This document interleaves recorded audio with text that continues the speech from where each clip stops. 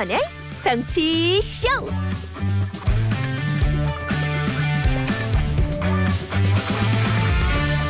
여러분 안녕하세요.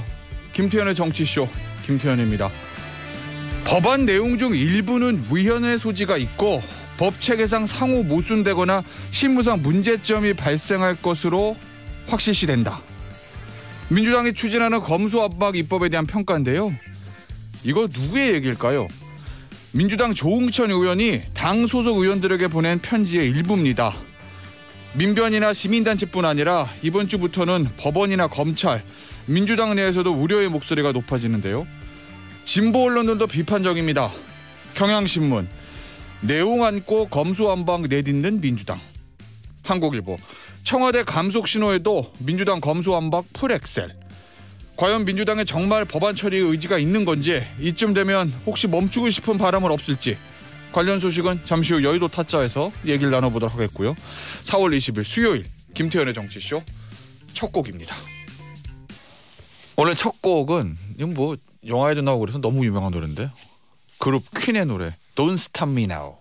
야, 오랜만에 프레디 머큐리 목소리 들으니까 좋습니다. Don't Stop Me Now. 지금 나를 멈추지 마.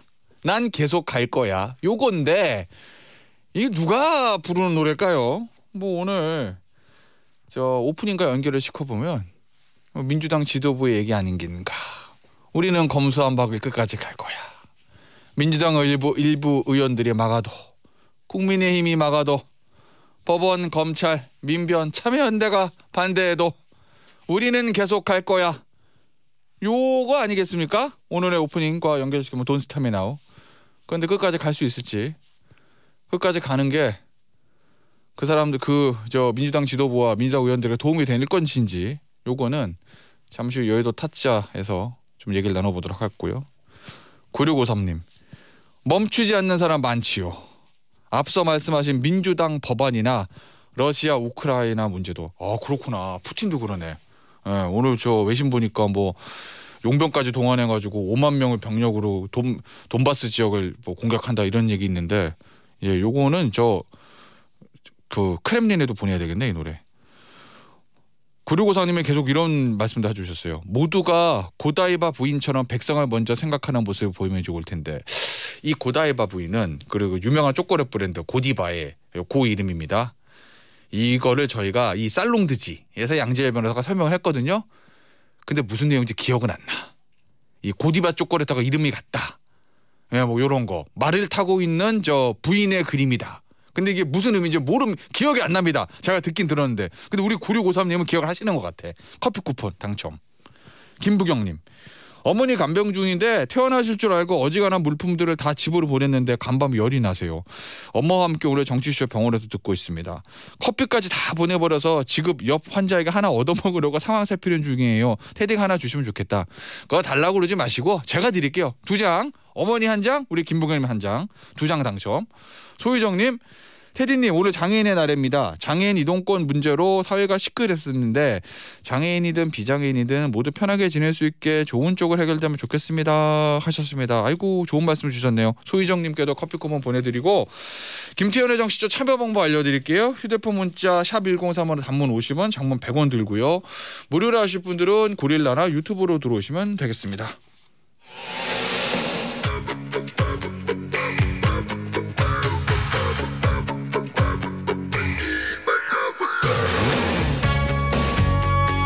지금 가장 중요한 소식들만 간추렸습니다. 뉴스 온 더 블록.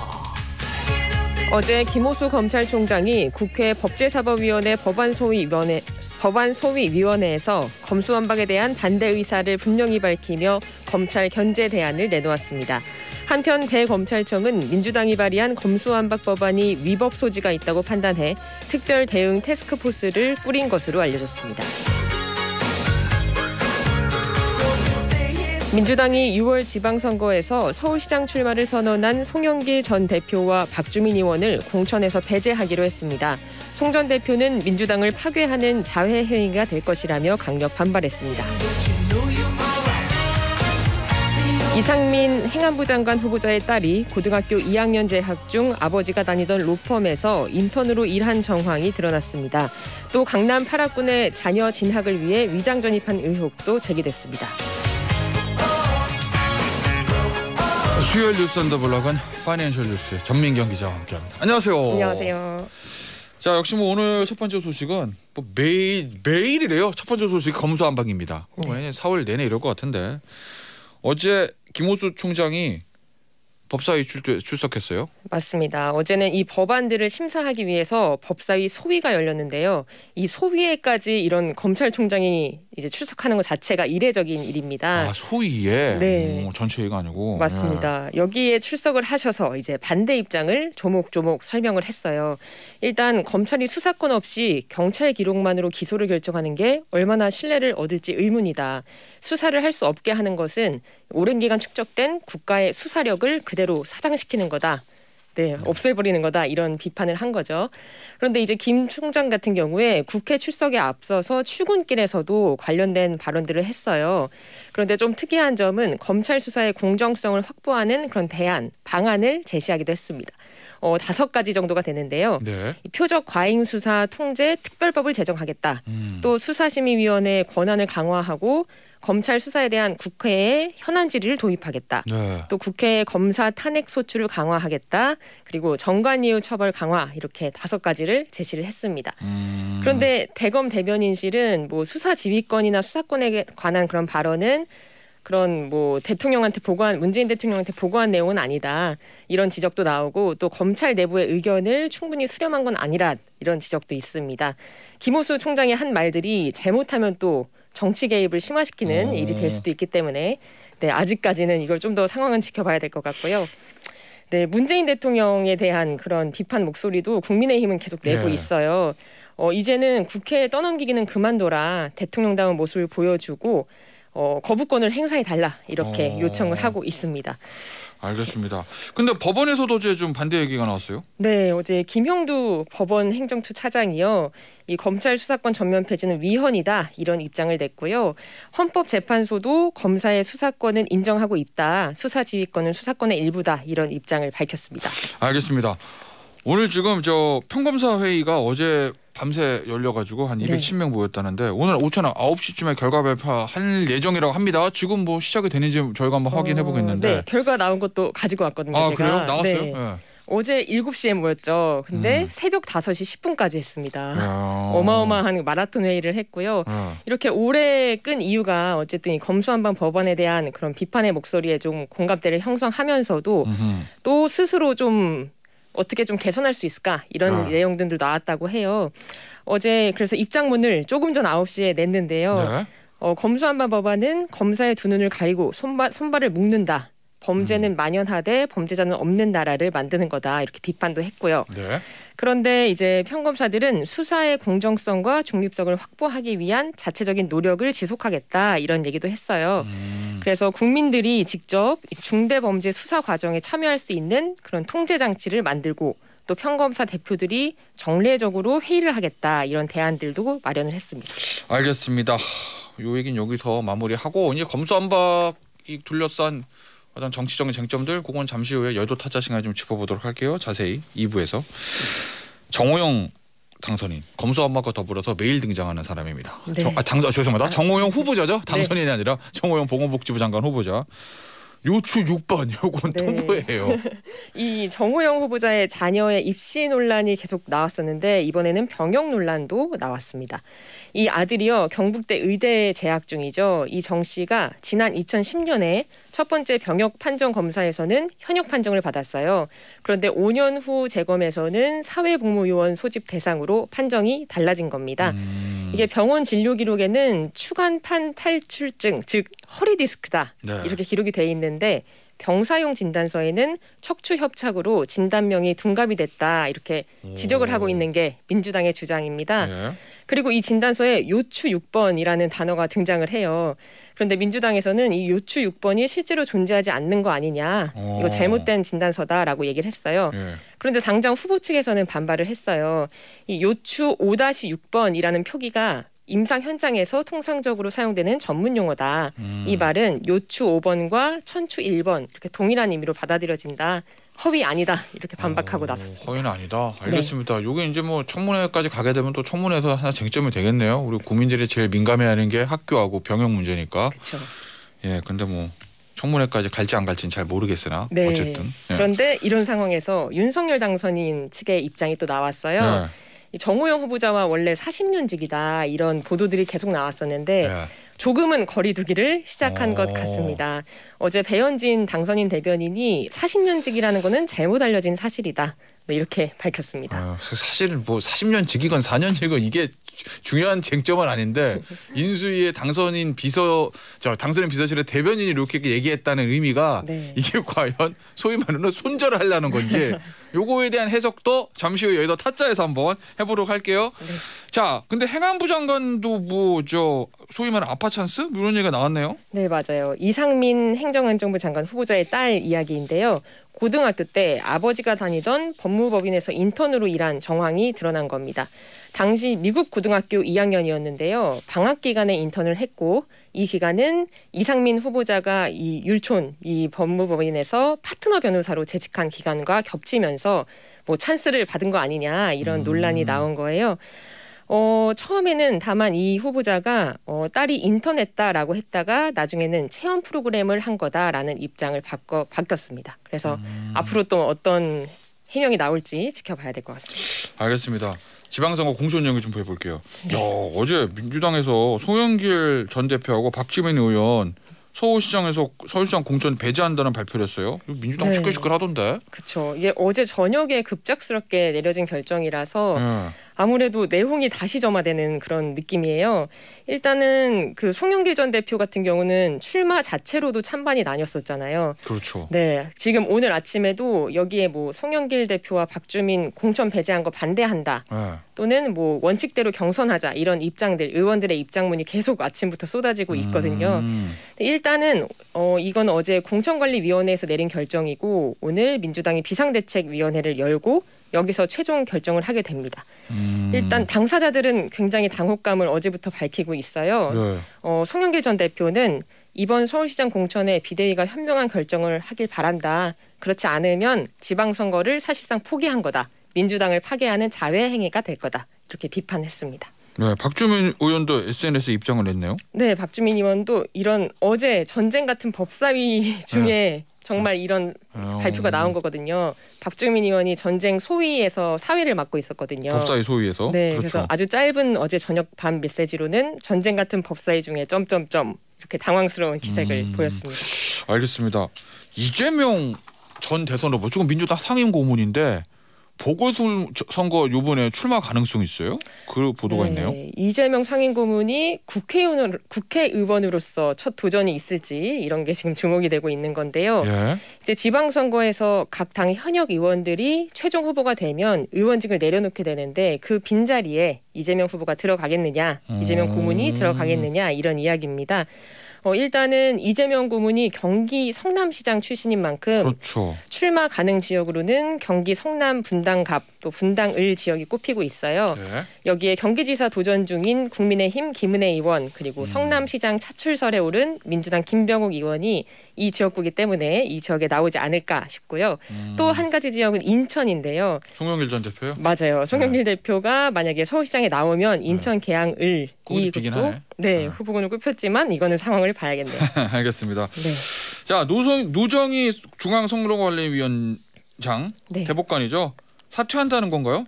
네, 사퇴 의사를 밝혔어요. 이제 대선 때 사전투표 관리를 부실하게 했다 이런 데 책임을 진 건데요.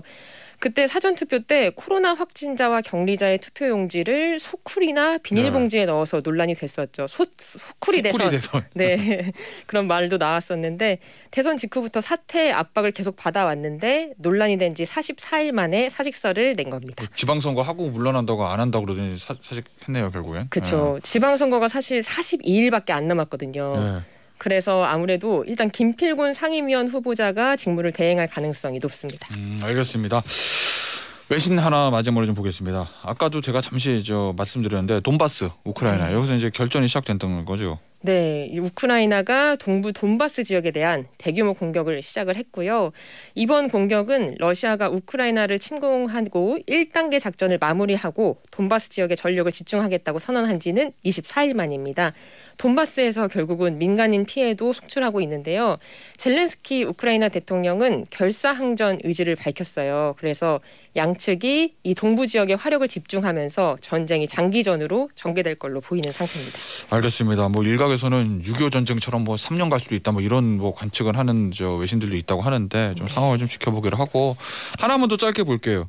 미국이 우리나라를 여행 금지국에서 이제 해제했다는 거죠? 네, 맞습니다. 미국 질병통제예방센터가 우리나라를 포함한 90개 국가에 대해서 여행금지 권고를 해제했어요. 코로나 관련해서요? 맞아요. 예, 원래 금지 권고인 4단계에서 3단계로 이제 하향 조정을 한 거고요. 3단계는 백신 미접종자에 대한 비필수 여행 금지 권고입니다.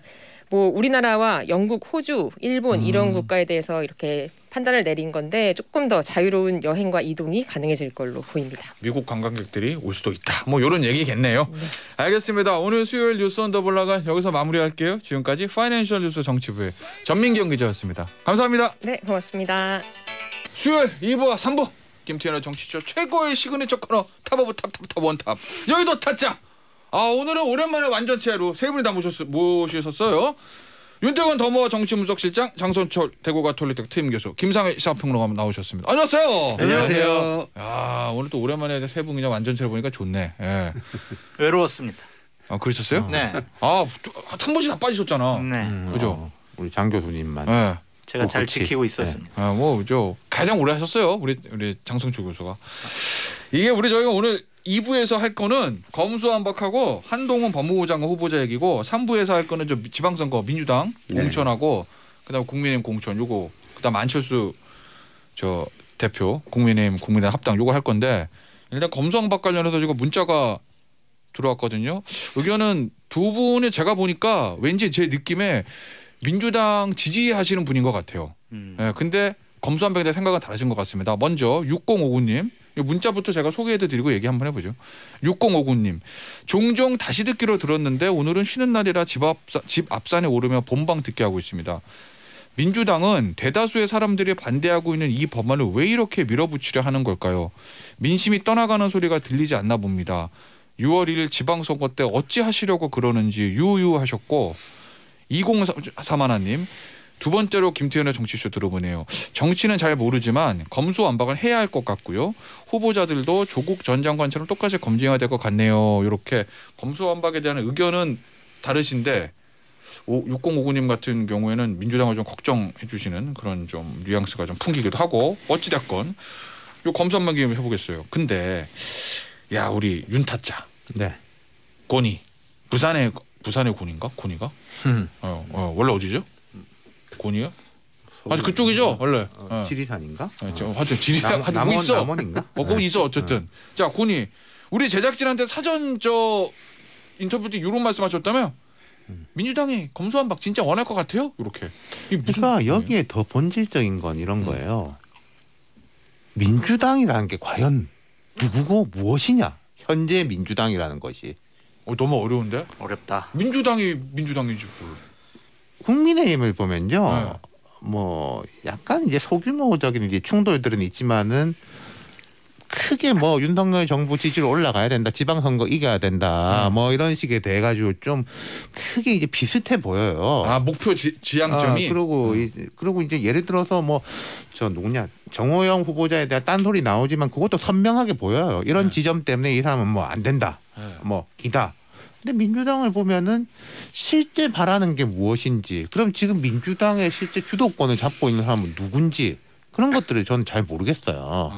뭐 예를 들어 가지고 뒤에 이야기 나오겠지만은 송영길 전 대표를 이제 뭐 공천에서 배제한다, 되게 큰 거지 않습니까? 진짜인지 아닌지 모르겠는데 앞에 다른 방송에서 이제 원내대표는 나는 뉴스로 봤다, 나는 모른다, 뭐 이렇게 하는 거고, 그럼 이원욱 전략공천위원장이 독단으로 했을 거냐? 전 전혀 그건 아니라고 생각하거든요. 그리고 의원들한테 물어보면 누가 세냐라고 하면은 자기들도 잘 모르겠다라는 식인 거예요. 속된 말로 당의 의사결정을 좌지우지할 수 있는 뭐 실세라고 그래야 되나? 그게 누군지 당 그러니까 180 지금 이제 네. 민주당이 지난 대선 패배 이후에 어떤 뭐 대선에 대한 평가라든지 네. 이 리더십에 대한 것들을 다 지방선거 이후로 미뤄놨지 않습니까? 그러니까 실제 비대위가 있고 원내대표가 있지만은 그 묘한 권력의 진공 상태가 있기 때문에 목소리 내는 사람들은 보이는데 네. 자 민주당이 100이라고 칩시다. 네. 그러면 한 10, 20이 목소리를 막 세게 내요. 네. 그럼 10, 20이 보이고 80, 90은 안 보이는데 네. 그럼 10, 20이 진짜 주인이냐? 전 그걸 잘 모르겠다라는 거예요. 그래서 그 맥락에서 민주당이 진짜 원하는 게 뭐냐? 그렇죠. 목표가 뭐냐? 그러니까 검수완박에 대해서도 이제 제가 가깝거나 취재하는 분들이 주로 조금 비주를 하는 그런지 모르겠지만은 아유 뭐 설마 되겠다 내지는 진짜 되면 어떡하지? 막 이런 이야기를 하는 분들도 많단 말이에요. 근데 이제 어쨌든 겉으로는 당론으로 뭐 만장일치로 결정됐다고 하고 하니까. 근데 저는 이제 우리 윤 실장 말씀에 동의하는 게 이게 그 지금의 지도부가 정통성이 없거든요. 선출된 지도부가 아니에요. 그렇죠. 예를 들어서 선출된 지도부면 거기에 팬덤이 따라가거나 지지자들이 있기 때문에 자신 있게 끌고 갈 수가 있잖아요. 근데 지금 어느 누구도 자신 있게 뭘 끌고 갈 수 있는 구심점이 될 수가 없는 거예요. 그러다 보니 어떻게 돼요? 지역에서 강성 지지층 한 30%가 문자 보내고 전화하고 막 압박을 하면 야 이거 지방선거 질 거는 같은데 이거 그래도 아예 캠프도 못 꾸리는 거 아니야?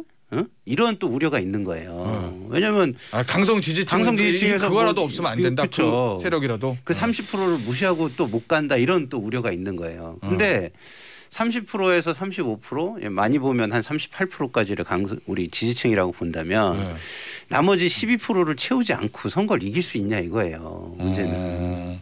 그러니까 고민들은 다 있는 거예요. 얘기를 들어보면. 고민들은 다 있는데 현장에서 오는 압박이 너무나 심하니까 끌려가는 거야. 근데 거기에서 이런 사람들을 끌고 가줄 구심점은 없어 또. 왜냐하면 자기가 투표를 해서 선출한 사람이면 뜻을 좀 따라주잖아요. 근데 지금의 지도부는 자기가 선출한 사람들이 하나도 없어. 그러니까 다 딴소리를 할 수 있는 거예요. 무슨 얘기를 뭐 윤호중 비대위원장이 한다. 난 윤호중 찍지도 않았는데 왜 저런 소리 해. 예? 그렇게 되는 거잖아요. 그래서 이거는 윤 실장 말대로 좀 지도부의 구심점이 될 수 있는 사람들이 없기 때문에 좀 권력의 공백 같은 혼란이 좀 있는 상황이다. 저도 이렇게 봐요. 그러면 저 윤 실장이 얘기했던 진짜 민주당의 목적은 검수완박이냐 아니냐에 대한 건 생각은 어떠세요? 그러니까 이제 지금 이거를 하는 주체들은 국회의원들이잖아요. 사실은 국회의원들은 이번 지방선거에 제가 볼 때는 그렇게 절실함을 느끼지 않을 수 있어요. 아직 2년이 남았기 때문에. 검수완박을 해놓으면 2년 후에는 여론이 바뀔 거야. 이런 생각을 좀 하고 있는 것 같아요. 근데 과연 그럴까요? 이게 태도의 문제나 톤의 문제가 있는데 그리고 절차의 문제가 있는데 결과만 가지고 바뀔까요? 그거는 좀 잘 모르겠습니다. 그러니까 이게 뭘 하면은 권한과 책임이라는 게 있는 거잖아요. 그럼 이걸 이제 밀어붙여가지고 이 결과가 예를 들어 안 좋으면은 누가 책임지냐 했을 때 야 172명이 다 같이 했잖아 라고 할 거예요 분명히. 그 모두의 책임은 모두 아무의 책임도 아닌 거죠. 아니면은 뭐 황운하 최강욱 니들이 책임져. 그분들이 이제 초선 의원이시고 이제 한 분은 비례고 이제 한 분은 저분데 그래 뭐 정치적 책임을 지겠습니다. 그럼 그게 책임지는 건가? 그렇구나. 이거 재밌는 주제인데 민주당이 진짜 이걸 원하는 건지 아닌지. 야, 자 864 하나님이 이제 김상일 평론가 대답해 주셔야 될 것 같은데 말씀하셨으니까 지도부가 정통성이 없다는 게 무슨 말씀이에요? 정통성이라는 거는 이런 거거든요. 예를 들어 가지고 그 민주주의에서 정통성을 확보하는 거는 선출에 의해 가지고 선출된 권력이 정통성이 있는 거예요. 근데 지금 현 지도부는 비대위라는 거를 만들었는데 임시로 비대위를 맡아서 정통성 있는 그 지도부를 만들어내라. 그 중간에 임시적으로 맡아라.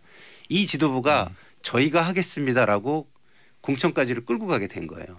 근데 사실은 선출되지 않은 권력이 공천권이라는 그 굉장히 고도의 정치적인 권한까지 갖는다는 거는 사실은 쉽지 않은 거거든요. 그거는 두고두고 논란이 될 수 있어요. 사실은. 그리고 후보들도 얼마든지 반발을 할 수 있어요. 당신들이 뭔데? 누가 그 권한을 줬어? 이럴 수 있거든요. 그래서 제가 말하는 건 그 정통성이 약하다는 거죠. 예를 들어서 옛날 군사 정권이 정통성이 약하다고 했잖아요. 그런 게 이제 선출되거나 민주주의에 의해서 정당성을 부여받지 못한 그런 거와 좀 비슷한 상황이다 이런 말씀을 드리는 겁니다. 자, 장성주 교수께 요거 물어볼게요. 어쨌든 민주당이 진짜 검수완박을 속내가를 진짜 원하는 거든 아니든 민주당의 진짜 목표가 뭐든 간에 어쨌든 겉으로는 지금 하잖아요. 그럼 이게 이제 국회에 통과돼서 법이 공포화될 거냐 할 때 키를 쥐고 있는 두 사람이 박병석 국회의장하고 문재인 대통령인데 그저께였구나 벌써. 문재인 대통령 그 메시지 그 해석이 제각각이잖아요. 언론도 다 달라. 민주당 경고설, 검찰 경고설, 양비론설. 장성철 교수는 그거 어떻게 해석하시는지 하나랑 오늘 아침 속보 보니까 박병수 국회의장이 미국 캐나다 안 가신 다음에 8일 동안의 이 외유. 네. 그럼 박병수 국회의장은 그럼 뭐 어떻게 하겠다는 건지 그러면 이제 내가 알아서 처리할 거야 요 얘기인 건지 그거 좀 해석 좀 해주세요 두 분. 저는 첫 번째 대통령 김호수 검찰총장 면담은 양비론이라고 볼 수밖에 없어요. 양비론? 근데 만약에 김호수 검찰총장이 막 면담도 요청하고 자기 사직서 냈잖아요. 그런데 대통령께서 안 만나줬다고 생각을 해보시자고요. 지금까지 안 만나줬어. 그러면은 검찰에 대해서 힘을 실어주지 않는 거죠. 완전 민주당 손 들어주면. 그렇죠. 그렇게 해석할 수밖에 없잖아요. 그러면은 만나주셨다는 것 자체가 검찰의 얘기 좀 듣고 민주당의 또 얘기도 좀 들어봐라 뭐 이런 건데 결국에는 양쪽에다 다 메시지 같아요. 너희들 가서 국회 가서 설명 잘하고 민주당은 좀 이렇게 얘기 좀 잘 좀 들어주고 신중하게 처리해라 그렇게 좀 보여지고 또 박병석 국회의장 같은 경우엔 저는 본인이 책임지고 직권 상정할 생각이 있으니까 안 갔지 직권 상정할 생각이 없으면 왜 안 갔겠어요. 그러니까 이거는 본인 손으로 책임지고 처리하겠다라는 생각이 듭니다. 저는 장 교수 말씀에 이의가 있습니다. 어떤 이의? 어떤 부분? 일단은 표현에 양비론이라는 표현을 쓰셨는데 저는 그런 표현 좀 안 썼으면 좋겠어요. 왜냐하면 이 세상을 사는데 A 정당, B 정당 둘 중에 하나를 꼭 선택해야만 살 수 있는 거예요. 다양성은 어디 간 거죠? 그러니까 A라는 의견, B라는 의견 말고 C라는 의견은 있을 수가 없는 거예요. 다당제 옹호론자는 안철수당에 가야 될 뿐이네. 왜 이게 양비론인 거죠? 그 대통령 의견은 뭐예요? 아니 그러니까 저는 사실은 속도 조절론으로 저는 받아들여요. 사실 개인적으로 받아들이시긴 해석은? 저는 개인적으로 그렇게 받아들이는데 제가 이의를 제기하는 건 양비론이다라는 표현을 좀 우리는 조심해서 써야 된다. 우리가 이제 선진국 민주주의 국가를 지향해서 갔는데 죄송합니다. 아니 제가 장성철 교수의 의견과 윤 실장의 의견 중에 하나를 선택하지 않으면 저는 사라져버리는 날아가는 그런 대결의 정치에 알맞는 언어가 양비론인 거거든요. 안철수 위원장이 10년 동안 제3지대에서 살아남고 있잖아요. 10년 동안 충분히 살아남으실 수 있어요. 양비론 하셔도. 윤 대통령에 대해서는 좀 비판적이에요. 그러니까 뭐 양비론이라는 게 잘못됐다가 아니라 지금 청와대 의중이 뭐냐 모르겠다잖아요. 모르게 만드는 게 의중이라고 생각해요. 그건 매우 좋지 않은 거죠. 그럼 벌써 뭐 여론 어떻게 되는지 싹 보고 조금 더 힘을 싣겠다 이런 건데 마치 그 추미애 장관 시절에 윤석열 검찰총장을 이렇게 징계해가지고 되게 시끄러울 때 재량 없는 제가 이런 말을 한 적이 있어요. 청와대에서.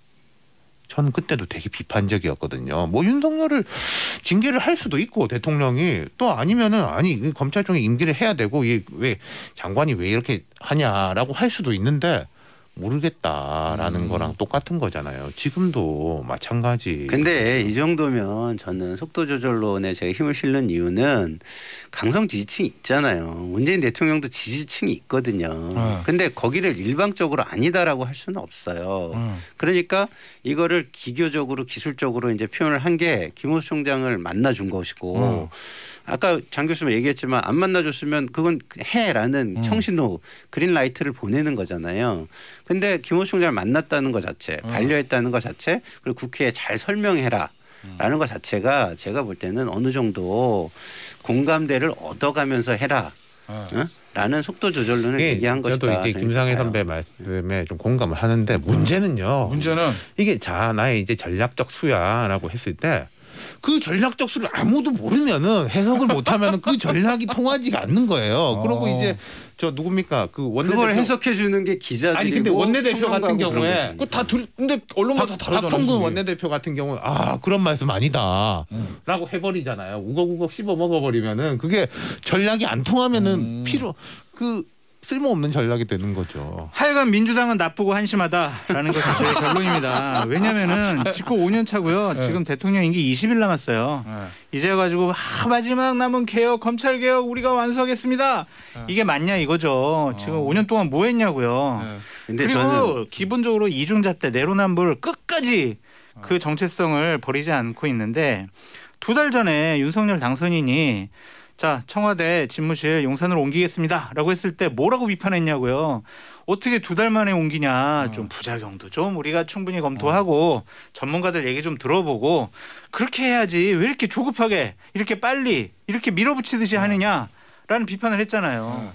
지금 그대로 그 모습 보이고 있잖아요. 알겠습니다. 요거 저 다음 주제 하기 전에 마지막으로 OX만 해볼게요. 나 진짜 궁금해가지고 지금 뭐 제가 오프닝에서도 말씀드렸듯이 뭐 법원, 뭐 민변 참여하는데 반대 많잖아요. 민주당 내에서도 반대 의견 나오고 이 상황에서 민주당이 어쨌든 밀어붙여서 검수완박 법안 통과시키고 문 대통령이 5월 3일에 공포한다. OX. 윤통근 실장. 저는 어려울 것 같아요. X? 뭐 무슨 이유 때문인지 뭐 지금 짐작이 안 되지만은 쉽지 않아 보입니다. X? 김상현 평론가. 지금 현재만 놓고 보면은 고거든요. 네. 왜냐면은 이미 활시위를 떠난 형국이기 때문에 그렇게 지금 형국은 O예요. 네. 그러나 변수는 있을 수 있다. 그게 양비론이네 똑같이. 자꾸 양비론이라 그러지 말라니까. 이럴 수도 있고 저럴 수도 있고. 다양할 수 있다니까요. 장선수 교수는 못해요. 못해요? 네. 이게 두 분 약간 세 분 다 부정적이시네. 예전에 이런 말 한 적 있는데 민주당이 지금 되게 딜레마가 힘이 세다는 게 딜레마예요. 맞아. 이제 야당이 되면은 예를 들어서 뭐 안 된다 결사 반대한다 했는데 힘이 약하면은 우리는 결사 반대하는데 피해자가 저 될 수 거대 있지. 여당이 우리 짓밟고 갑니다. 우리에게 힘을 주십시오라고 하면 되는데 결사 반대한다 뭘 한다라고 하면 진짜 할 수 있어. 그렇지. 그 책임질 수 있느냐라고 하면은 거기에 대해서 물음표가 남아 있는 거죠. 할 힘은 있는데 책임성에 대해서는 물음표. 그게 이제 실장의 말이 딜레마인 맞고 거죠. 저는 눈치 때문에 못할 거라는 생각이 드는 눈치? 거예요. 세 군데의 눈치를 봐야 돼요. 어디요? 여론의 눈치, 국민. 지방선거 앞두고 있는데 검수완박 법안 몰아붙이는 거 국민들이 반대해요. 그럼 민주당이 어떻게 그거를 처리해요? 못할 것 같고. 그러니까 근데 박병석- 민주당이 버려야 될 게 있어요. 두 가지 얘기해야 되는 장성철 교수는 나쁘다라고 표현했는데 제가 시작했으니까 마무리할게요. 네, 빨리. 네. 네? 나쁘다 그랬는데 저는 민주당이 버려야 할 게 뭐냐면 DNA론이에요. DNA론. 유전자, 응? 다윈. 검찰은 무조건 나쁘다. 검찰도 사실은 좋은 사람이 있고 그 안에서 자정도 가능하고 이런 걸 봐줘야 되는데 검찰은 무조건 나쁘다는 거예요. 그러면은 그 외에 사람들은 무조건 좋을 수 있나요? 응?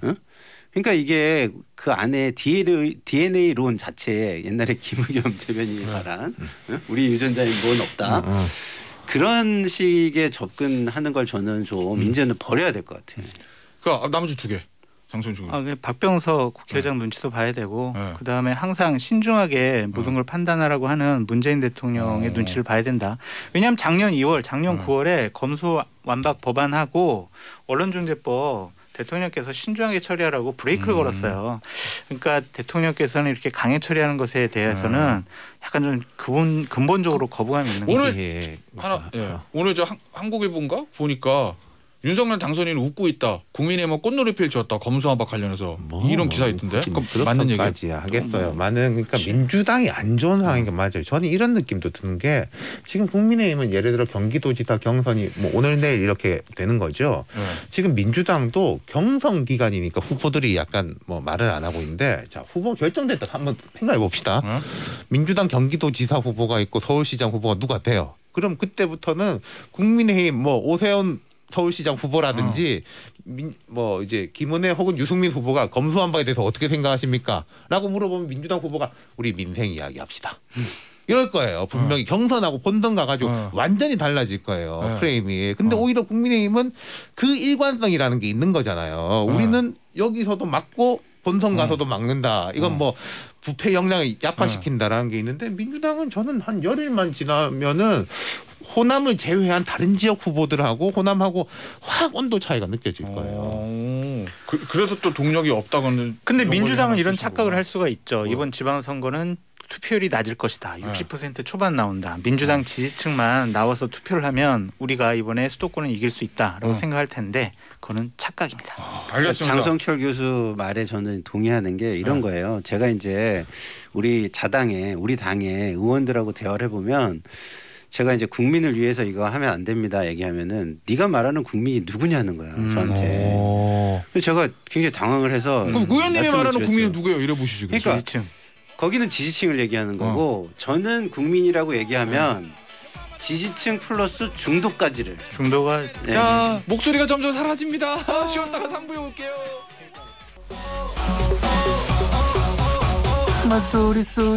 소리 내꺼 먼저 이렇게 막 내꺼 먼저 소리 막 이래 미안하다고 하면은 그래서 싸면 이거 시켜주나? 안 돼? 왜?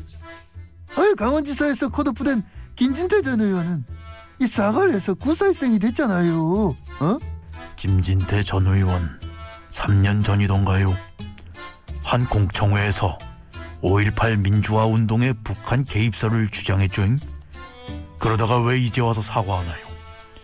공천용으로 등 떠밀려서 사과한 거 아닙니까? 이 사과의 진정성에 대해 엄중히 묻고 싶습니다. 안 돼! 국민의힘 공천관리위원회 그만 좀 웃겨요. 이래서 개콘이 없어진 거잖아요. 무슨 공당이 사과를 했다고 결정을 번복해요? 공천 코미디잖아요. 글쎄 저도 한때 사과에 아픈 기억이 있지 않습니까? 경쟁 후보인 황상무 전 앵커도 공관위의 결정을 겸허히 수용한다는 입장이니까는 사과 좋아 빠르게 가. 여도 타짜 칭찬 문자부터 읽고 시작할게요. 5554님. 세상에 흑백 말고 회색 지대도 있다는 김산의 특보님 이야기가 참 와닿습니다. 근데 회색 지대가 아니라 무지개가 있는 거예요. 무지개. 컬러죠. 아름다운. 컬러. 좀 들으시라는데 장 교수한테는 얘기 아니에요 이거? 아니 지금 실시간 채팅에 보면 김상일 뭐 하자 막 이런 게 주류인데 지금 칭찬은 이거 만들어낸 거 아니에요 피디님이? 예? 18 아니랍니다. 자 1846님 세 분은 역시 정치적 기둥이다. 이거는 짝짝짝으로. 맞지. 이거는 맞는데. 이거 맞는 얘기요. 네. 국회 가면 기둥 엄청 많은데. 18개인가? 저기 요거 이번에 이제 청문회 얘기할 건데 두 사람만 할게요. 한동훈 저 후보자 법무부장 후보자하고 그다음에 청문회 갈 수 있을지 모르겠는데 정호영 보건복지부 장관 후보자 두 사람 얘기 해보겠습니다. 문자가 5289님 추미애 전 장관이 때려서 윤석열 당선인 나왔듯이 민주당이 한동훈을 때리면 차기 대권 후보 될까요? 요 질문에 대한 답을 좀 해주세요. 하시면서 한동훈 법무부 장관 후보자 내정에 대한 평가까지 누구부터 하실까? 아니 한동훈하고 윤석열은 전혀 다르죠. 왜냐하면 윤석열은 정권에 대한 반작용으로 나온 거고 한동훈은 지금 현 정권의 반작용으로 나오기는 좀 어려운 게 있고요. 그리고 저는 한동훈 지명은 굉장히 부적절하다고 생각을 해요. 왜냐하면 우리가 사회의 기본이라는 게 존재하거든요. 자, 기자가 바로 정치로 뛰어들면 우리가 비난하죠. 왜? 정치를 위해서 기사를 쓸 수 있기 때문이에요. 자, 민정수석이 바로 법무부 장관 가는 거 우리가 엄청나게 비난했죠. 왜? 그 전직에 있을 때 이전에 그 직함을 제대로 수행하지 않고 다음 자리를 위해서 갈 수 있다라는 시그널을 주기 때문이에요. 검찰이 수사를 하다가 정치인이나 장관으로 바로 간다? 이거 굉장히 안 좋은 사회의 시그널이고 관례고 전례입니다. 이러면은 검찰에 앞으로 튀는 발언하는 검사들 엄청나게 많아질 거예요. 검찰 자체가 정치화되는 겁니다. 굉장히 안 좋은 사례고요. 이런 거는 해서는 안 돼요. 정말 윤석열 당선인이 정치를 아직까지는 잘 모르기 때문에 이렇게 하시는 것 같은데 굉장히 안 좋은 선례입니다. 김상일 특보님께서 상황을 좀 너무 안이하게 보는 것이 아닌가. 안이하게? 검사다가 지금 대통령 됐는데 검사다가 뭐 장관을 왜 못 돼요? 검사다 대통령 된 것도 사실은 적절하진 않아요. 근데 그게 민심이지 지금. 상대 그 어떤 그 현 정권의 어떤 반작용에 의해서 그렇게 된 거기 때문에 좀 약간 뭐 안타깝지만 받아들일 수밖에 없는 부분이 있지만 이건 아니잖아요. 그냥 지명을 한 거잖아요. 그러면은 이제 그 문재인 정권 때 막 기자하다가 바로 뭐 청와대 자꾸 과거 얘기를 하면은 한도 끝도 없어요. 그러면은 나는 시어머니가 미웠기 때문에 시어머니보다 더한 저기 며느리를 괴롭히는 시어머니가 될 거야. 이 얘기하는 거 아니에요 지금? 그러니까 저는 이렇게 알겠습니다. 생각해요. 한동훈 후보자는 지금 김상희 선배 이야기하신 것처럼 논쟁적이에요. 이 전선은 되게 정치적이고 첨예하고. 근데 이제 정호영 후보자 같은 경우에는 별로 논쟁적이지가 않아. 정치적이지가 않아. 정치적 상징성이 있는 것도 아니야. 그 상징성이 그러니까 이제 되게 다르다. 네, 다르지. 라는 것이랑 그러면 이제 뭐 옳다 그르다도 있고 그럼 어떤 효과를 거둘 수 있을 것이냐. 약간 이렇게 민주당 입장에서 반대를 하는 건 맞는데 딱 떨어지는 뭘 찾기는 쉽지는 않을 거다라는 생각은 들어요. 이런 이제 가치의 영역과 도덕 정치의 영역에서 비판할 수 있지만 자 보통 우리가 누가 낙마를 한다고 하면은요. 능력이 없거나 뭐 도덕성의 문제가 있거나 둘 중에 하나인 거잖아요. 그럼 한동훈에게 이제 법무 행정을 할 능력이 없다라고 할 것이냐 아니면 이 사람이 뭐 도덕성은 뭐 더 검증돼야 되겠습니다마는 업무를 처리할 때 뭐 재벌 권력 그다음 검찰 내부에 있는 뭐 봐주기를 했다라든지 뭐 정관에 대해 가지고 봐줬다라든지 지금까지 한동훈이라는 사람이 충돌한 거는 거꾸로잖아요. 뭐 안 봐줘가지고. 그러니까 그쪽에서 찾기가 쉽지가 않을 거다. 그러면은 비판의 전선을 형성하는 거하고 실제 낙마를 시킨 건 다르기 때문에 거기서 찾지를 못하면은 조금 어려워 보인다. 근데 이건 또 있는 거죠. 그렇다면은 새 정부라든지 한동훈 후보자 입장에서 계속 그럼 이게 꽃길일 거냐. 저는 거기에 대해 가지고는 한동훈 후보자가 본인이 지금부터 조금 조심해야 될 것이 역대 정부에서 초반에 황태자 소리 들은 사람 치고 계속 좋은 사람이 없어요. 어떤 이유에든지 간에. 그럼 한동훈 후보자가 장관이 됐다고 한번 가정해 봅시다. 네. 언론이라든지 야당의 계속적인 타겟이 될 거예요. 계속 논란이 될 거예요. 아니 그러니까 논란도 논란이지만 계속 뭔가 찾아보자라고 해서 일거수일투족이 감시가 될 것이고 또 한동훈 후보자가 장관이 되면은 세지 않습니까? 얼마나 많이 사람들이 찾아오겠어요. 법조뿐만 아니라 정치 영역에서든지 그런 거에 대한 거는 자기가 감당해야 할 것인데 거기에 대해 가지고 본인의 이제 각오가 남다르지 않 뭐 각오가 있으니까 수용했겠죠 본인이. 근데 이제 생각보다 훨씬 더 클 거다 그런 부담은. 잠깐 이거 윤태곤 실장이 한 그 얘기의 전제에는 아마도 한동훈 법무부 장관 후보자가 법무부 장관 되면. 역대 다른 법무부 장관과는 좀 다를 거다라는 게 깔려 있는 거잖아요. 정치적인 위상이나 그런 그렇죠. 게. 그거엔 동의하세요? 그렇죠. 기본적으로 뭐 김모 변호사께서 이 한동훈 그 검사의 법무부 장관 지명에 관련해서 뭐 세자책봉이다 뭐 이런 얘기를 한 분도 계시더라고요. 그렇다면은 기본적으로 대통령 당선인이 상당히 신뢰하는 분, 거의 뭐 오른팔, 복심, 측근 이렇게 된다면은 상당히 이제 뭐 논란도 될 수가 밖에 없는데 저는 기본적으로 능력 면하고 정책인 논란 면하고 구분해서 생각을 해야 될 것 같아요. 능력 전문성 면에서는 뭐 차고 넘치는 것 같아요. 오히려 거실러 줄 수 있다라는 생각이 드는데 집권 초기에 이렇게 핵심 측근을 임명을 하는 게 과연 좋은 것이냐. 상대 민주당에서 반발할 게 뻔하고 이 고리를 가지고 다른 한시가 유탄을 맞지 않을까. 라는 생각이 들고 한덕수 총리 네, 인사청문회에서 그리고 정부 조직 개편안 그리고 윤석열 당선인이 계속 하고 싶어하는 법률안 뭐 재개정 이런 것 관련해서 민주당 협조 안 해줄 가능성이 높거든요. 그렇다면 이게 과연 옳은 정책인 선택이냐라는 건데 저는 기본적으로 한동훈 법무부 장관 후보자가 정치의 길로 이제 나섰다고 생각이 들어요. 저는 예측해 보건대 법무부 장관하고 24년도에 총선 나와서 대선 후보의 길을 가지 않을까 그런 생각이 드는데 윤 실장님이 말씀하셨던 것처럼 그러한 이제 세간의 모든 관심과 검증에 본인이 어떻게 견딜 수가 있냐. 그게 문제지. 다른 건 모르겠는데 제가 하나 확실히 예측할 수 있는 건 있어. 한동훈 법무부 장관 후보자 인사청문회 때 한 두세 번 파행되고 시청률 최고 찍고 그다음에 민주당은 저 청문부 통과 안 시켜주고 대통령은 임명.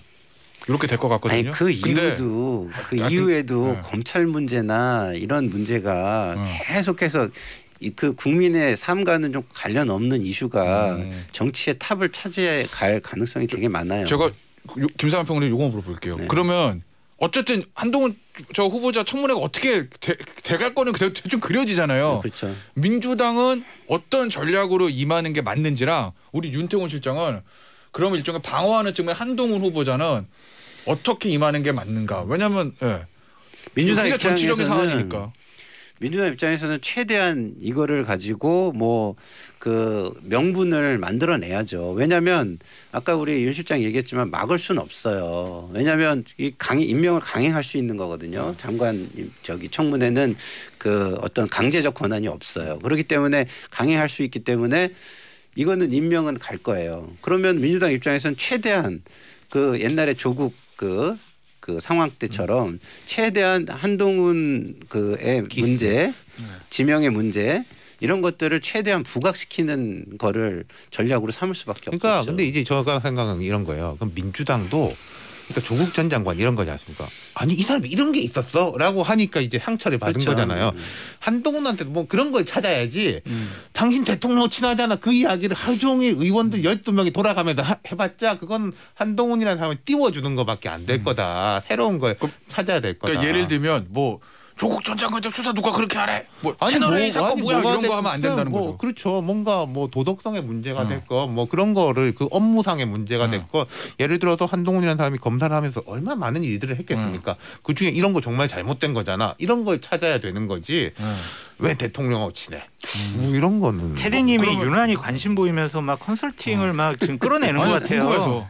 궁금한 거예요? 한동훈 그러면 윤태곤 진짜 그거 한동훈 검사장은 어떻게 임명하죠 청문회? 이거 봐, 그게- 뭔가 있어. 그거는 저거 저한테 돈 받고 해줘. 물어보는 돈 거라니까. 받고. 제 유료 서비스로 그렇지. 연락을. 근데 이제 이제부터는 유료야, 유료. 유료 서비스로 연락을. 이거는 컨설팅료를 내야 되는. 과거에 이제 이 비슷한 케이스의 사람이 누가 있었냐면은 거기까지. 유시민 복지부 장관이 있었어요. 그렇겠다. 민주당 그때도. 열린 우리당 내에서도 안 된다 막 이렇게 하고 했는데 그 유시민 장관 후보자의 청문회장에서의 표변 이 표변은 아주 좋은 표변. 납작 고개 숙이고 의원님 2대8 말씀입니다. 2대8 존경하는 박근혜 대표님께서 지적하신 사항이 옳사옵니다. 진짜 존경하는 박근혜 대표님 그럼요. 막 이제 필기하는 척하고. 네, 그러니까 이제 웃는 낯에 침 못 뺀다. 약간 뭐 이렇게 되고 물론 한동훈 그 후보자는 자기 캐릭터가 있으니까 캐릭터를 이제 버릴 수는 없겠지만은 제가 볼 때 뭐 야반 노주 이런 말은 안 하는 게 맞죠. 자기가 국무위원이 되겠다라는 사람은 자 공무원은 법과 뭐 이 상사에 대해 가지고 여기서 움직이면 되는 건데 국무위원이라는 것은 의회한테도 책임을 지는 거잖아요. 자기 임명권자뿐만 아니라 그럼 기본적인 어떤 변화된 모습 보여줘야죠. 그래야지 아이 그래 뭐 한동훈도 변했네 이런 이야기를 듣게 만들어줘야. 감정적인 날카로운 반응은 결코 도움이 되지 못해요. 그래서 말 조심하고 냉정함을 유지해야 한다라고 말씀드립니다. 이런 거거든요. 잘 드는 칼이 잘못 휘두르면은 닿는 데마다 전부 다 상처를 내잖아요. 제가 볼 때는 한동훈 지금 내정자의 말이 아주 날이 서 있는 잘 드는 칼 같아요. 그거 버리지 않으면 제가 볼 때는 쉽게 앞날을 쉽게 헤쳐나가기 이게 민주당도 어려울 거예요. 잘못했지. 그래도 장관 후보자한테 암덩어리라고 하는 게 어디 있어요. 그런 얘기를 한 여태까지 장관 후보자 있어요. 민주당도 좀 자중자애하시라라고 말씀드립니다. 그러니까 그런 말에 자꾸 듣게 제가 부족한 게 있어서 그러셨겠죠라고 하면은 사람들이 뭐라고 판단하겠어요. 아유 한동훈은 많이 변했네. 근데 민주당 좀 뭐 하는 거야. 그런 말이 나오게 만들어야 되는 거지. 암덩어리 양쪽 다 야반도주 마찬가지야. 계속 이렇게 하면은 뭐 똑같지. 알겠습니다. 그 정호영 후보자 이거 어떻게 정리한답니까 인수위에서 여론은 굉장히 안 좋은데. 그러니까 아까 제가 말씀드린 것처럼 이분은 정치적인 전성과 상징성이 아닌 거잖아요. 그렇죠. 정치적인 건 없지. 그러니까 뭐 오래 갈 수 있겠나. 어제로 싶네. 손절 끝. 40년직이 아니다 이걸로. 그거 또 하나 있잖아요. 뭐요? 부정의 팩트에는 도덕성도 포함됩니다.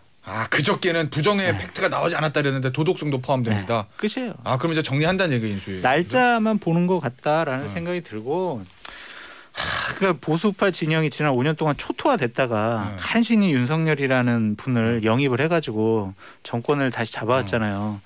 근데 왜 이분 때문에 이분 때문에 왜 보수파가 지금 이런 식으로 또 다시 손가락질 당하냐고요. 예를 들어서 조국 한동훈 이렇게는 조국 지키자 한동훈 지키자 뭐 그 동의하건 동의하지 않건 그런 형성이 될 수 있잖아요. 정치적인 게. 근데 정호영 지키자 뭐 정호영 지킴이 이런 게 있나? 없는 것 같아요. 없죠. 근데 오늘 뭐 누가 광고를 내줬더라고. 뭐라고? 아니 신문에 보니까 오늘 아침 보다 봤는데 정호영 후보자한테 수술 받아서 건강해지신 분이 좋은 분이라고 사비로 광고를 내줬던데 뭐 그건 개인이 그런 의견이니까. 거는 이제 그 개인의 그런 게 있을 수 있겠죠. 어떤 정치적인 지지세 뭐 이런 거가 없는 것만 문제가 아니고요. 이거는 진중권 교수가 얘기한 것처럼 조국 시즌 2예요. 근데 장제원 비서실장이 뭐가 같아 이렇게 얘기하잖아요. 이거 정말 잘못된 거예요. 왜냐하면 야 우리가 저기 고양이가 나타났다. 야 고양이다라고 하는데 뭐 이러는 거예요. 야 저거는 흰색 고양이가 아니잖아. 이렇게 얘기하는 거랑 똑같은 거예요. 우리가 고양인데라고 얘기하는데 지난번 흰색 고양이가 아닌데 이렇게 얘기하는 거랑 지금 똑같은 상황이에요. 어느 정부에서든 인사 문제는 발생할 수밖에 없어요. 근데 결국 중요한 거는 이런 게 발생할 때 어떻게 처리를 해나가느냐에 대한 거거든요. 저는 모르겠습니다. 뭐 세상 일이라는 건 두고 봐야 아는 거지만은 제가 생각할 때 당선인이라는 이쪽에서 정호영 후보자를 끝까지 지켜야 될 이유를 저는 잘 못 찾겠고 국민의힘 입장에서도 오히려 이게 알리바이를 만든다고나 해야 될까? 봐, 우리는 할 말 하잖아. 우리는 비판도 해, 남도 해라고 할 수 있는 뭔가의 알리바이를 만드는 과정으로 보이기도 합니다. 저는 이거 과정이다. 하나 문제보다 좀 두려운 게 있어요. 뭐요? 그러니까 윤석열 정권의 인사검증 시스템이 사적인 지시나 사적인 관계에 의해서 망가질 수 있겠다라는 단초가 보였어요. 인사검증 이렇게 안 하잖아요. 자, 인사검증 당신 저기 장관 후보자 될 것 같아요. 인사검증 내세요. 냈어요. 그 다음날 장관 발표해요. 이게 말이 되는 인사검증이냐고요. 이거는 프로세스가 망가진 거예요. 그러니까 저는 이게 상당히 잘못된 길이었는데 초기에 터져서 다행이지 이거 바로 잡아야 된다라는 생각이 듭니다. 그럼 말씀하신 김에 조육이 지금 오늘 저희 제목에 윤심 장렬 국민의힘 힘들어 조 제목 이렇게 제작진이 올려놨는데 영상에 이거 그 얘기인 거잖아요. 지금 앞서 인서트에도 나왔던 김진태 전 의원 컷오프 됐다가 다시 복귀하고 황상무 전 앵커 단수공천 받았다가 경선하게 된 김은혜 대변인도 갑작스럽게 이제 경기도지사 출마하고 윤심에 작용했다 뭐 이렇게 볼 수 있는 제가 거예요? 윤석열 당선인을 비판 안 하려고 했는데 한 가지만 좀 비판을 하면 작년 8월달에 국민의힘 예비 경선 후보 때 윤석열 당시 예비 후보가 뭐라고 했었냐면요. 윤석열 정권 청와대에서는 선거 개입 절대로 없습니다. 그런 일 안 합니다라고 했거든요. 지금 나오는 상황이 지방선거 공천에 윤심이 상당히 개입하고 있는 것이 아니냐라고 추측해 볼 수밖에 없어서 청와대가 없기 때문에 이제 청와대는 개입할 수 없습니다.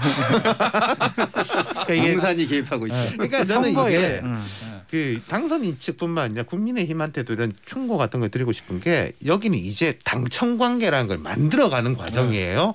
야당 생활에도 오래 했기 때문에 또 대통령 당선인도 정치 경험이 작잖아요. 그리고 당 대표도 정치 한 10년 있었지만 여당 대표 해본 적이 없으니까 진짜 약간 초반에 삐걱거릴 수는 있지만은 잘 만들어 가야 된다. 이번 인사하고 지방선거를 치르면서 그런 이야기 드리고 싶어요. 자, 그럼 이제 민주당 넘어갈게요. 네. 송영길 전 대표 완전히 결정 난 거예요? 컷오프로 박주민 의원이랑?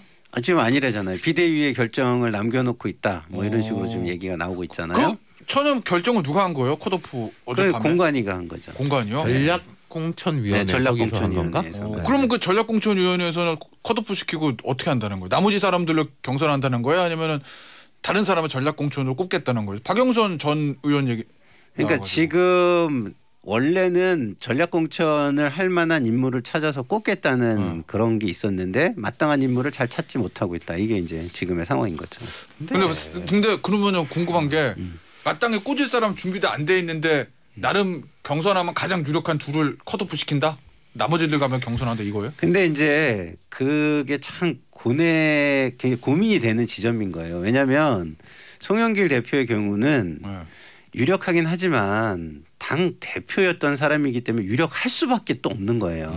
왜냐하면 당내 경선을 먼저 통과해야 되잖아요. 본선으로 바로 가는 게 아니잖아요. 근데 송영길 대표가 버티고 있는데 경선에 참여할 수 있는 사람이 누가 있겠어요. 솔직히 얘기해서. 그래서 다른 사람들을 경선 참여도 유도할 수도 있다 뭐 이런 그렇죠. 아까 제가 말씀드린 민주당의 약간 권력의 묘한 공백하고 저는 연결된다고 생각을 해요. 그러니까 뭐 송영길 편 아닌 편이 누구냐라는 게 불분명한 거. 예를 들어서 송영길 전 대표 쪽에서 반발을 하면서 끌고 나온 게 이재명의 복귀를 막기 위한 뭐 어떤 세력에 그런 세력이 진짜 있는지 모르겠고 저는 그리고 송영길 전 대표가 바로 나와버리면은 이재명 대표가 조기에 나오긴 더 어려운 거 아니냐. 둘이 오히려? 같이 나와? 뭐 이렇게 될 수도 있으니까.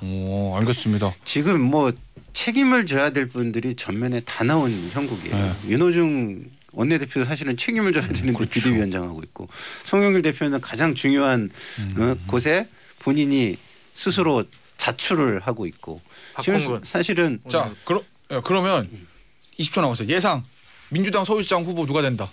얼마 안 남았어요 이제 결정해야 될 곳. 그걸 제가 예상하기는 좀 어렵죠. 아 그래요? 우리 장 교수는 모르겠어요. 10초. 모르겠어요? 박영선? 박영선? 알겠습니다. 지켜보시죠. 우리 여의도 타짜 여기서 마무리할게요. 윤태곤, 김상일, 장성철 세 분이었어요. 감사합니다.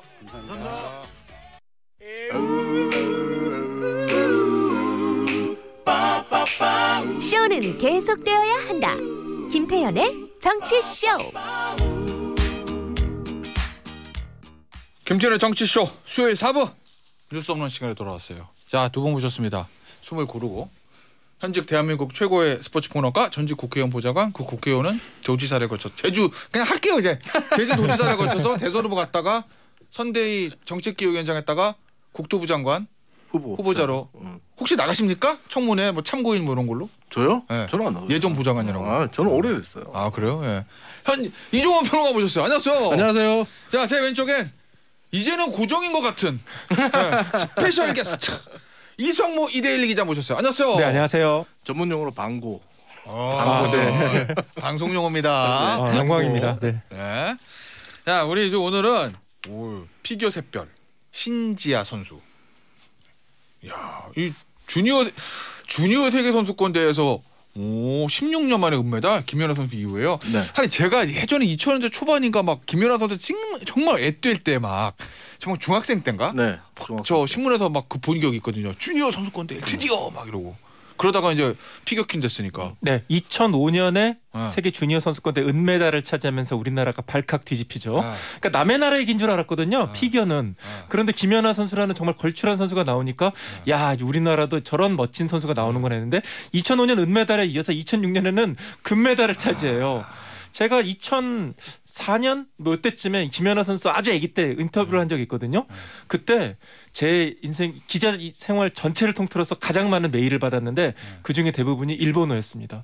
아사다마오 팬들이 엄청나게 보냈어요. 그때부터 아기 때부터 김연아 선수와 아사다마오 간의 라이벌 구도가 형성이 됐는데 그게 이제 나중에 뭐 밴쿠버, 뭐 소치 이렇게까지 이어지게 되는 거죠. 2006년에는 김연아 선수가 국민 여동생, 수영의 박찬환 선수가 국민 남동생, 이 쌍두마차로 끌고 가던 시절이었죠. 제 기억에 대한민국 국민들이 피겨에 관심을 갖게 된 게 카타르냐 비트 이후에 거의 카타르냐 비트 이후가 아니라 사실 우리나라 사람들이 피겨에 관심을 가진 건 2006년 이후부터 그다음에 2010년 밴쿠버 때 절정에 달했죠. 카타르냐 비트 때 또 그래도 카타르냐 비트 유명하니까 어쨌든 자 그런데 이 신지아 선수 우리 좀 어떤 선수인지 알아봐야 될 것 같은데 일단은 16년 만에 주니어 선수권 은메달이면은 레벨이나 이런 것들은 김연아 선수의 당시에 김연아 선수의 필적한데 이렇게 봐도 되나요? 점수는 김연아 선수보다 높아요. 물론 뭐 점수가 최근 들어 많이 김연아 선수 시절과 비교하면 많이 올라간 부분이 있지만 총점 점수는 김연아 선수 높고 저는 그 신지아 선수 경기 영상 보면서 그러니까 점프 이후에 공중에서의 동작이 굉장히 우아하다는 생각을 했어요. 공중 동작의 채공 시간이 긴데다가 스핀 동작이 굉장히 우아하게 느껴져요. 그러니까 이 공중 점프를 한 다음에 도는 동작을 봤을 때 뭔가 삐걱거리는 선수가 있고 너무 우아하게 자연스럽게 쫙 돌아가면서 미끄러지다 착지하는 선수가 있거든요. 근데 그런 측면에서 신지아 선수 점프 이후에 공중 동작과 스핀 동작이 너무 좋아서 저는 이 기술적인 부분들을 계속해서 끌고 갈 수만 있다면 정말 제2의 김연아가 또 탄생하겠다 기대감을 갖고 이제 피겨를 또 주목해서 봐야겠다 이런 생각을 했어요. 저는 사실 뭐 피겨 잘 모르지만 지금 저희 화면에 이 신지아 선수가 이렇게 다리 한쪽 들고 빙글빙글 도는 거 이거 김연아 선수가 잘하던 거잖아요. 네. 멀리서 보면 그냥 김연아 선수 어릴 때인 줄 알 것 같은데 아닌가? 네, 김연아 선수하고 굉장히 스타일이 비슷하고요. 네. 김연아 선수 경기를 직접 보면은 아사다마오하고 차이가 있는 게 김연아 선수는 붕 날라요. 정말로 이 비행을 하는 것처럼 시원하게 점프를 해가지고 공중에서 회전을 돌거든요. 근데 아사다마오는 공중에서 악착같이 돌잖아요. 점프가 약하니까. 그게 아까 제가 얘기했던 펭귄처럼 우아하게 도느냐 아니냐 이런. 그런데 지금 이 신지아 선수는 이 점프가 굉장히 좋습니다. 14살밖에 안 됐거든요. 중학교 2학년이에요. 그런데 굉장히 이미 어린 선수들 우리가 아는 뭐 유영이라든지 김예림 선수보다도 그런 점프에 관한해서는 더 완성도가 높다 이런 평가를 받고 있고 정말 그냥 보더라도 시원시원하게 점프를 한다는 거를 느낄 수가 있거든요. 그렇기 때문에 우리 한국 피겨에 정말 제2의 김연아가 그동안에 많이 있었지만은 특히 진짜 김연아라고 제2의 김연아라고 부를 만한 선수가 나왔다 이렇게 얘기할 수 있을 것 같습니다. 그러니까 아르헨티나에도 거의 제2의 마라도나가 그냥 매년 나오다가 결국 메시가 된 거잖아요. 그렇죠. 다 정리해버렸죠. 다 정리하고 월드컵 우승 못했지만 우리도 뭐만 하면 제2의 김연아 드디어 나왔다. 네. 그러면 이제 몇 살이에요? 신지아 선수가 지금 14살이고 중학교 2학년이거든요. 한 가지 좀 걱정되는 거는 이제 14살이라는 게 체격이 커지잖아요. 그러니까 이제 15살, 16살, 17살 이렇게 되면서 이제 어떻게 보면은 성장이 더 이루어지게 되고 그러면은 사실 제2의 김연아라고 불리던 많은 선수들이 뛰어난 재능을 가지고 있었음에도 실패하는 많은 사례가 이 성장을 하면서 몸이 뒷받침이 안 되는 거예요. 그러니까 제가 방금 그러니까 지금 이동무 기자가 했던 말에 동의를 하는 게 아까 제가 기술적인 요소를 잘 이어가 주면이라고 있잖아요. 기술적인 이런 기량들을 이어가 주면이라고 했는데 문제는 이제 나이가 이제 여자 선수들 같은 경우 어린 선수들이 이제 성장을 하면서 체격이 바뀌면서 이런 점프 동작에서의 우아함이라든지 채공 시간이라든지 이런 것들을 점점 잃어버리는 경우가 있거든요. 그러니까 잘하는 신지아 선수로는 것도 아니고 정말 키 크고 그러니까 본인의 의지대로 되지 않기 때문에 이건 어떻게 보면 훈련과 아주 정밀하고 체계적인 프로그램으로 해소를 해야 되고 또 코칭 스태프들의 도움 지원도 굉장히 필요하거든요. 지금 정보님이 지금 문자 보내주셨는데 지하 선수 점프할 때 아슬아슬이 없어요. 너무 자연스럽더라고요. 사진 보고 아까 멀리서 보면 김연아 선수라니까. 그러니까 점프 높이나 거리가 부족하면은 회전수 부족이라 그래가지고 세 바퀴를 돌았다고 하지만은 실제로 보면 세 바퀴를 덜 도는 경우가 많아요. 그래서 감점을 받는데 이 신지아 선수는 워낙 점프력이 좋고 또 비거리가 좋다 보니까 충분히 이 도약거리, 회전거리가 회전할 수 있는 시간이 나오는 거죠.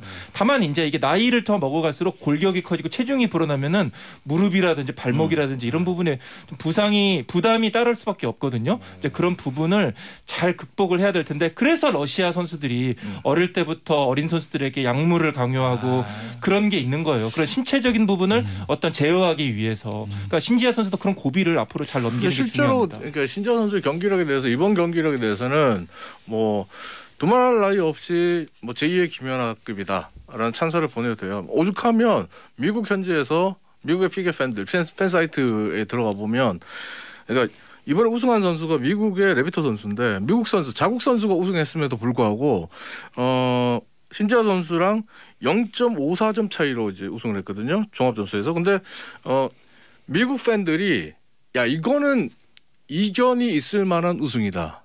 좀 더 논쟁거리를 만들 수밖에 없는 우승이다. 레비터 우승을 축하하지만 신지아가 더 잘했다. 라는 이야기가 지금 미국 쪽에서도 나올 정도로 신지아 선수의 기량에 지금 미국 팬들도 굉장히 놀라움을 금치 못해요.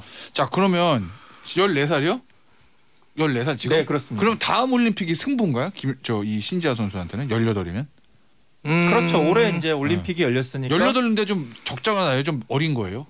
김연아 선수가 몇 살 때 올림픽 금메달들? 김연아 선수는 19살인가 제가 좀 정확하게 기억 안 납니다만은 어쨌든 지금 이제 다음 올림픽이 4년 뒤에 열리지 않습니까? 토리노에서 열리게 되는데 그때 이제 어떻게 보면 전성기가 올 수 있는데 앞으로 4년이라는 시간이 사실 좀 많이 길게 남았죠. 그렇다 보니까 앞으로 어떻게 또 성장하고 잘 준비하느냐가 중요할 것 같고요. 올림픽이 아니더라도 앞으로 이 신지아 선수를 지켜보는 모습을 보면 굉장히 즐거울 것 같고 이제는 보통 유영이라든지 김예림 이런 기존의 어떤 강자들과 또 경쟁을 해야 되는데 실력은 안 유리해진다고 지금 전문가들이 평가하고 있거든요. 앞으로 이 많은 또 김연아 키드들, 제2의 김연아 선수들이 서로 경쟁을 펼치는 모습이 너무 재밌을 것 같습니다. 개인적으로 많이 좀 지원해줬으면 좋겠어요. 신지아 선수 같은 경우에 실제로 지금 전 세계에서 19살 미만 선수들 중에서 가장 잘하는 선수들끼리 경합하는 게 주니어 세계 선수권 대회잖아요. 이 대회에서 준우승을 했기 때문에 뭐 브레이먼 오셔를 비롯해서 전 세계에 내놓으라는 코치진들은 아마 신지아 선수에게 눈독을 들일 겁니다. 러브콜이 오기를 기다리고 있을 거예요. 오히려. 먼저 손을 내미는 코치들도 있을 거고 해외 코치들도 있을 거예요. 근데 아시다시피 피겨를 하려면 돈이 많이 들어요. 그리고 뭐 해외에서 훈련한다는 건 더더욱 많은 돈이 들거든요. 근데 김연아 선수 같은 경우도 예전에 스케이트 부츠가 발에 안 맞아서 고생할 정도로 지원을 못 받은 시절이 있었거든요. 그런 것들을 생각한다면 신지아 선수에게 우리가 열광하고 박수를 보내고 제2의 김연아가 돼주기를 바란다면 그에 걸맞는 후원과 지원이 이루어져야 된다 생각합니다. 우리 제작진이 찾아줬는데 김연아 선수가 20살에 뱅크를 받았답니다. 아니 그러니까 저는 20살의 나이가 딱 좋은데 18은 좀 어리고 22은 조금 많은 것 같고 그래서 제가 나이 물어봤어요. 14살. 근데 이제 김연아 선수 이후로 굉장히 어려졌죠. 더 어려졌어요? 더 어려졌고. 오, 참고로 이번에 이제 러시아 선수들이 이 주니어 세계 선수권대회에 출전하지 않았습니다. 여기 신진미 님이 그런 말씀하셨어요. 네, 우크라이나 침공 사태로 인해서 징계를 받아서 나오지 못했는데 사실 러시아 선수들이 다 나왔더라면은 그 메달권 진입이 어려웠을 수도 있어요. 어쨌든 뭐 그런 점은 감안하고 이렇게 또 보시면. 근데 러시아 선수들이 향후에는 조금 이제 불이익 아닌 불이익을 당할 수도 있을 것 같아요. 이게 무슨 말이냐면 지금 국제빙상경기연맹도 지금 이 문제에 대해서 심각하게 고민을 하고 있는데 4년 전 6년 전부터 나왔던 문제가 뭐냐면 러시아 선수들이 뭐 여자 피겨계를 득세할 때 야 우리가 여자 피겨를 보는 게 점프 잘하는 점프 기계를 보기 위해서냐? 아니면 정말 우아함과 탁월한 연기를 보기 위함이냐? 근데 이 조화가 이루어져야 되는데 지금 규정대로 가면 점프 머신이라고 하는 러시아 선수들에게 너무 유리하다.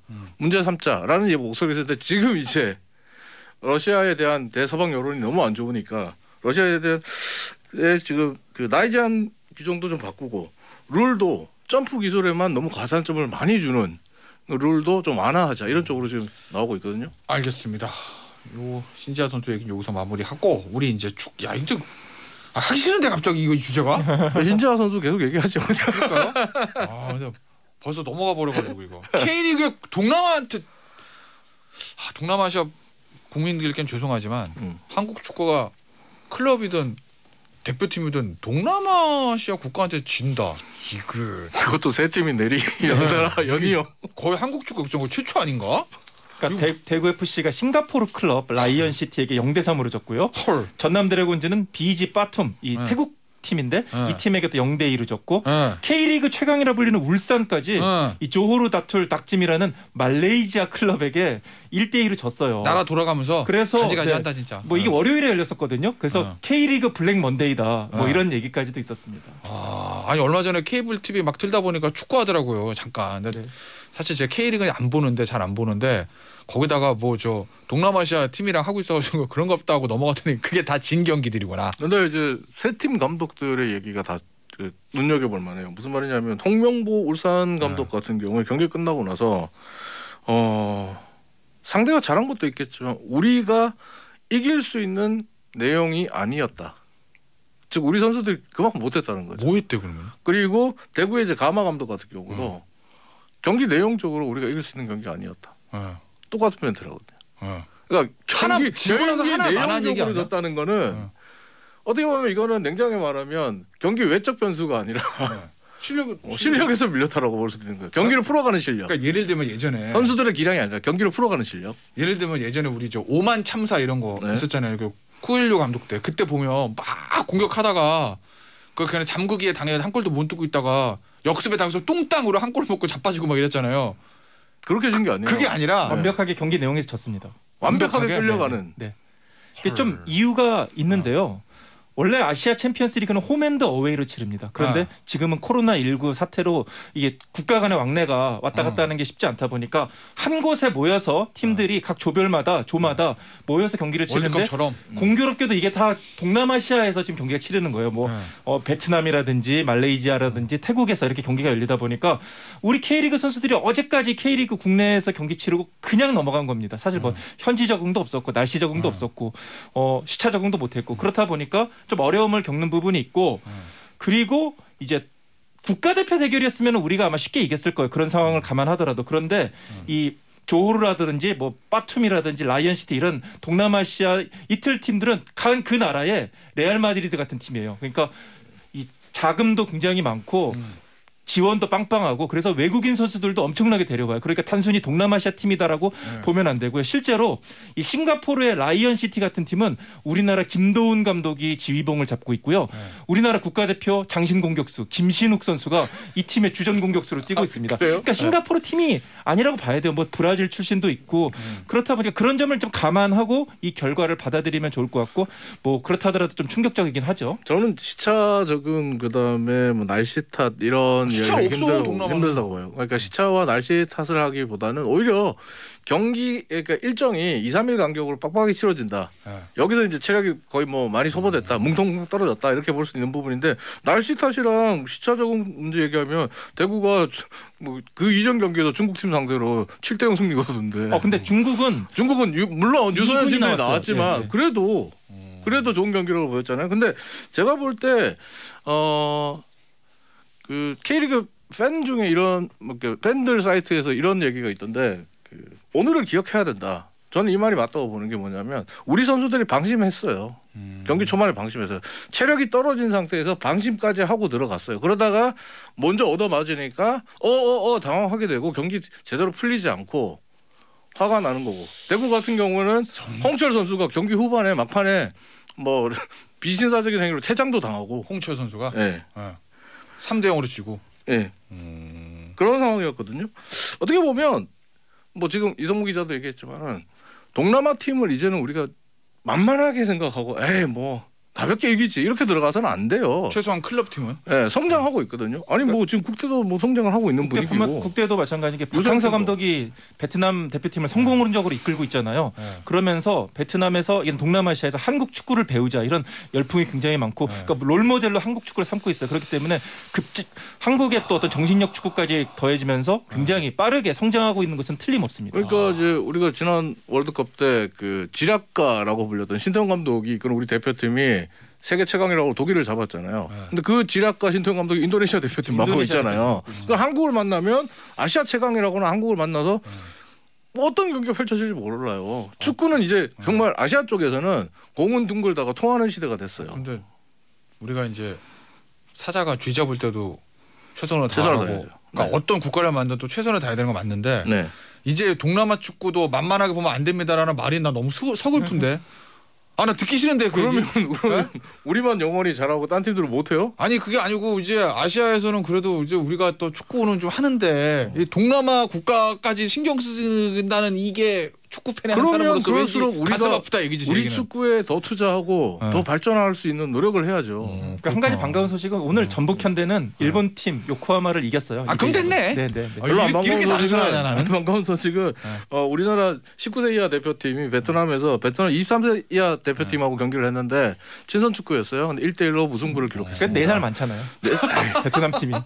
요코하마 마리노스 이겼다는 거죠? 옛날에 19세 팀이 우리나라 19세 대표팀이 전북은 요코하마를 이겼습니다. 옛날에는 19세 팀이 23세 팀 이겼어요. 요코하마 마리노스 강팀이니까. 그래도 됐네. 자, 우리 2분 남았는데요. 마지막으로 요거 한번 볼까요? 유현진. 이게 초반 부진이 심상치 않다는 얘기를 나오대요. 지금 현지에서. 지난주에 이제 제가 그런 얘기 드렸잖아요. 유현진 선수가 그러니까 첫 번째 등판에서 좋지 못하던 커터가 안 좋아서 그랬다. 커터가 잘 안 들어가면서 먹혀들지 않으면서 굉장히 고전했다. 그 외의 공들은 괜찮았다라고 했는데 이번에는 체인지업까지 해서 4개 구종 유현진이 자신 있어서 하는 4개 구종이 다 무너졌어요. 그러면 이게 근본적인 문제가 있는 거야? 소위 말하는 에이징 커브? 그러니까 오는 거라고 86년생이거든요. 그러니까 우리 나이로 87년생이니까 이제 만 35살, 우리 나이로 36살. 많긴 하다. 내리막길이 됐다고 해도 뭐 틀리지는 않을 것 같고요. 신체 구조상은. 그리고 이제 두 번째 등판 이후에는 팔뚝 좀 통증을 느껴서 결국 부상자 명단에 들어갔습니다. 11자리 부상자 명단에 올라가요. 일시적인 부상 때문에 그런 건지 아니면 진짜 내리막길 걷는 건지 조금 더 지켜봐야 할 것 같고요. 토론토 구단 측에서는 상당히 복잡하게 유현진을 바라보고 있어요. 시선이 복잡한 게 뭐냐면 토론토는 지금 더 이상 성장하기 위한 팀이 아니라 리빌딩을 하는 팀이 아니라 윈나우를 추구하는 팀이거든요. 윈나우를 추구하는 팀의 입장에서 봤을 때 유현진은 지금 단순히 올 시즌 2경기에 부진한 게 아니라 작년 8월부터의 부진이 계속 이어지고 있다라고 보는 시각이 있는 거예요. 그러니까 한 10일 정도의 시간을 주겠다. 그리고 재정비해서 다시 올라와라. 이런 눈길도 분명히 있을 거고 뭐 대외적으로는 원토요 감독이나 대외적으로는 토론토 관계자들은 유현진을 믿는다라고 하는데 유현진 선수가 결국 실력으로 보여줘야 된다. 이렇게 말씀드리겠습니다. 올 가을에 유현진 선수가 저 플레이오프에서 잘 던질 수 있을지 그것도 뭐 지켜봐야 되겠네요. 오늘 저 뉴스는 여기서 마무리하고요. 이성무 기자, 저 이종훈 평론가 인사드리고 저도 뭔지 물러갔다가 내일 돌아오겠습니다. 노래 있어요. 끝곡은 아이유의 매일 그대와. 저 내일도 오고 모레도 옵니다. 지금까지 김태현의 정치쇼 김태현이었어요. 감사합니다.